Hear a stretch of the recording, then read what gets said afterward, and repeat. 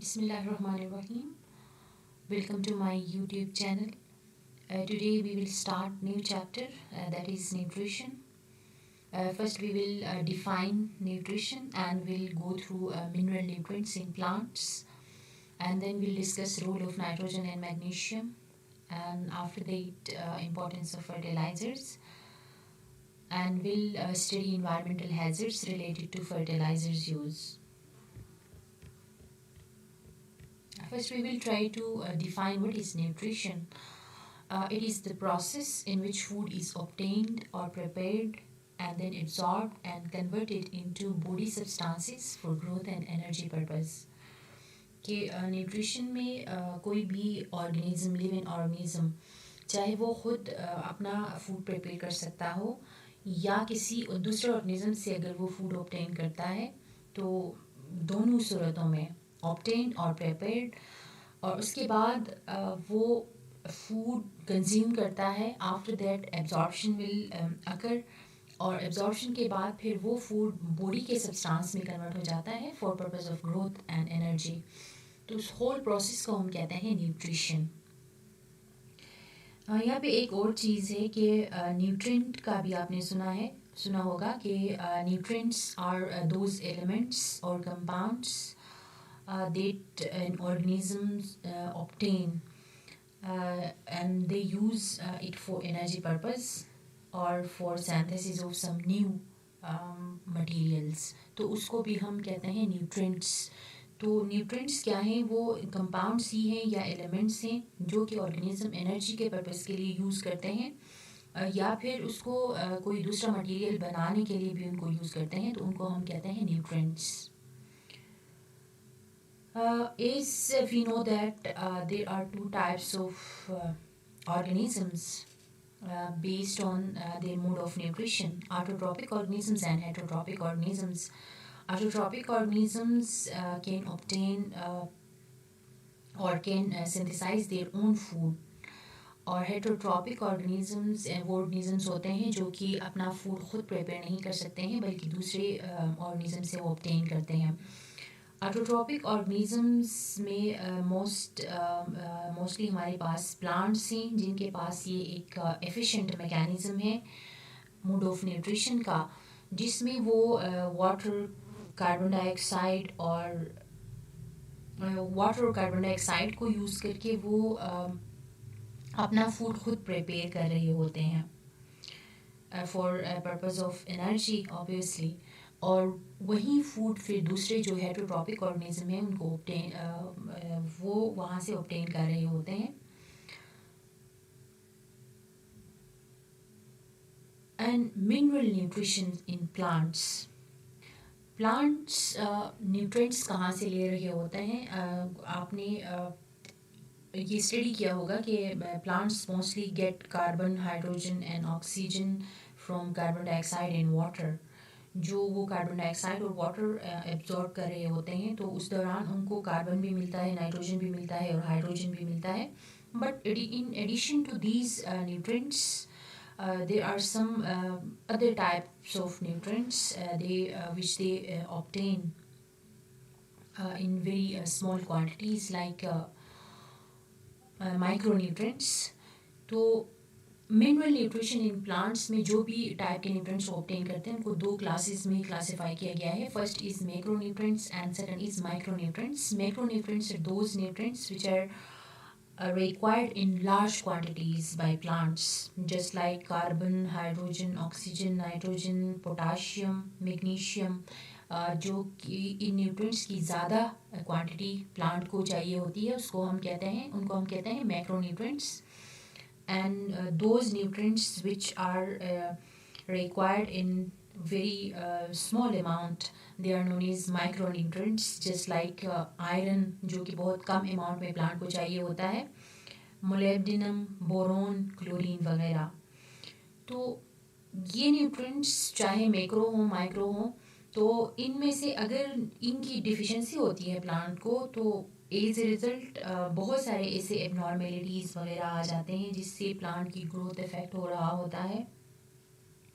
Proper growth उनमें नहीं होगा, या फिर लीफ वगैरह जो है वो येलो पड़ जाएंगे, और इसमें जो है डिफरेंट टाइप की एबनॉर्मलिटीज़ इन न्यूट्रिएंट्स की कमी की वजह से आ सकते हैं.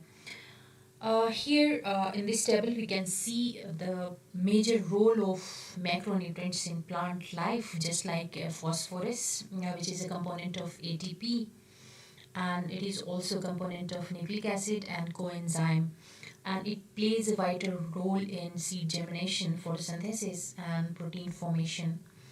Potassium, it is again macronutrient which can regulate the opening and closing of stomata, and it can also reduce water loss from leaves. And sulfur is a component of protein and vitamins and enzymes. Calcium is again playing important role in activation of enzymes, and it is also structural component of cell wall. It can influence water movement in cells as well. Here we can see the role of micronutrients, just like iron, which is a necessity for photosynthesis, and it can also activate many enzymes. And molybdenum, which is a component of enzyme, and it can reduce nitrates to ammonia, and it is also important built-in block of amino acids. And boron, it also plays important role in sugar transport, cell division, and it can also synthesize certain enzymes.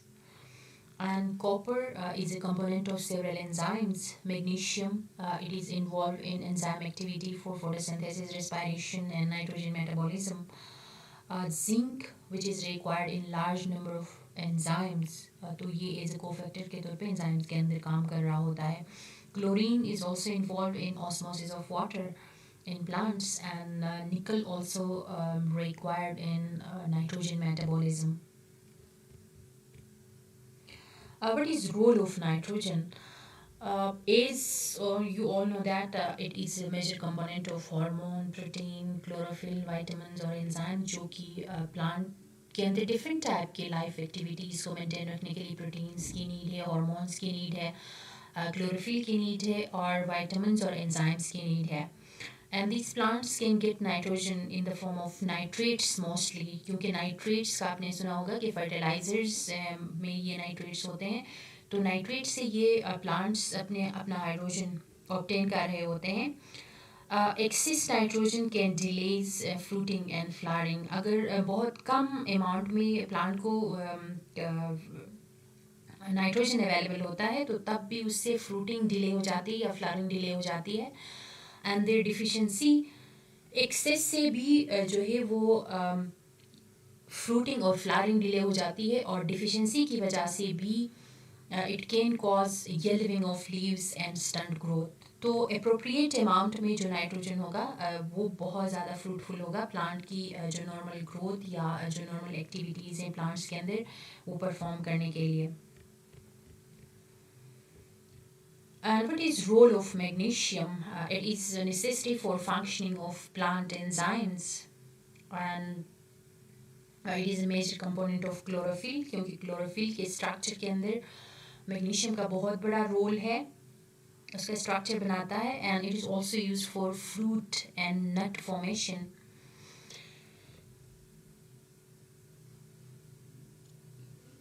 It is also essential for germination of seeds.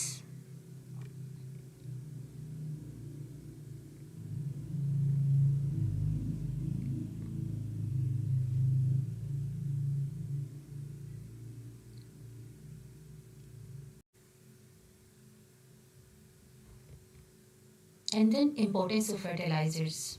What are fertilizers?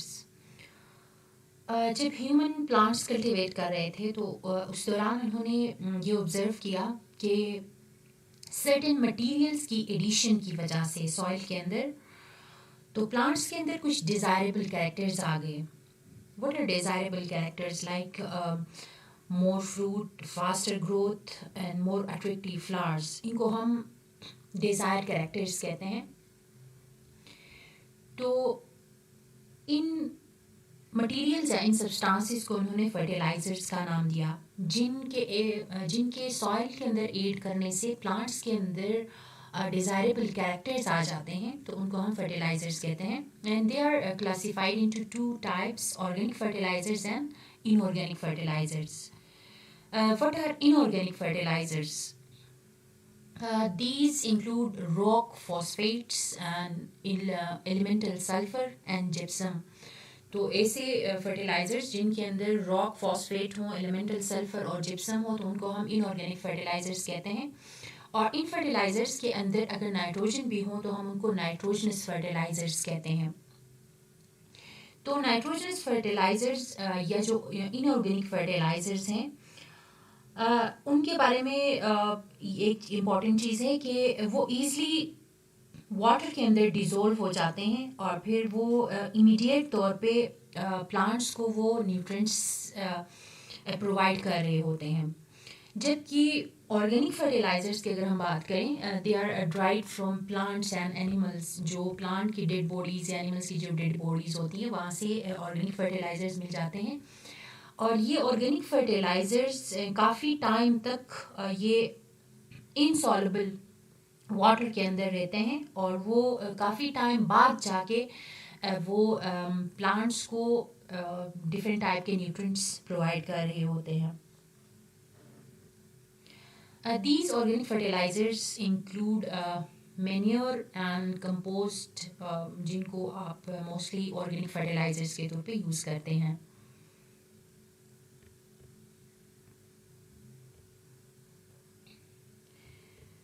There are some environmental hazards related to fertilizers. जब आप fertilizers use करते हैं तो उससे कुछ environmental hazards भी सामने आ जाते हैं.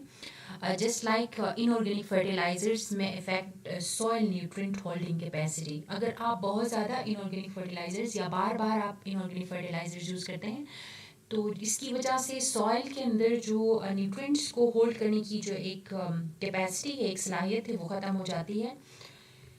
और दूसरा यूट्रोफिकेशन भी हो जाती है कि इकोसिस्टम के अंदर केमिकल न्यूट्रिएंट्स बहुत ज़्यादा जमा हो जाते हैं तो वो हार्मफुल हो सकते हैं. क्योंकि इकोसिस्टम में आपको पता है कि एक ऑर्गेनिज्म दूसरे ऑर्गेनिज्म के साथ लिंक्ड है, वो डिपेंडेंट है, क्योंकि वो अपना फूड के लिए उसके ऊपर टोटली डिपेंड कर रहा होता है. एक ऑर्गेनिज्म दूसरे को खा लेता है, दूसरा तीसरे को खा लेता है. तो इस तरह से वो एक दूसरे के ऊपर जो डिपेंडेंट है उनके अंदर केमिकल एड हो जाते हैं या केमिकल न्यूट्रिएंट्स जब उनके अंदर एड हो जाते हैं उससे यूट्रोफिकेशन हो जाती है. And again, it also results in emission of greenhouse gases, just like nitrous oxide. जो नाइट्रोजनस इनऑर्गेनिक जो फर्टिलाइजर्स हैं, they are source of nitrous oxide. वो नाइट्रस ऑक्साइड रिलीज कर देते हैं जिसको ग्रीन हाउस गैस भी कहा जाता है. Again this is harmful. और excessive amount of organic fertilizers अगर आप यूज़ करते हैं तो इसकी वजह से जो सॉल्युबल ऑर्गेनिक कंपाउंड्स हैं वो भी ख़त्म हो जाते हैं. और उसी के साथ साथ अमोनिया गैस भी रिलीज़ हो जाती है बाय यूजिंग इनऑर्गेनिक फर्टिलाइजर्स, जिसकी वजह से सॉइल के अंदर एसिडिटी वगैरह ज़्यादा हो जाती है. जब वो सॉइल के अंदर एसिडिटी वगैरह ज़्यादा होगी तो वहाँ पे जो पेस्ट्स हैं उनकी ग्रोथ या उनकी रिप्रोडक्शन इंक्रीज़ हो जाती है. तो वहाँ पे बहुत सारे पेस्ट्स की जनरेशन जो है, पेस्ट की जनरेशन जो है वो इंक्रीज़ होनी शुरू हो जाती है. Thank you for watching my video.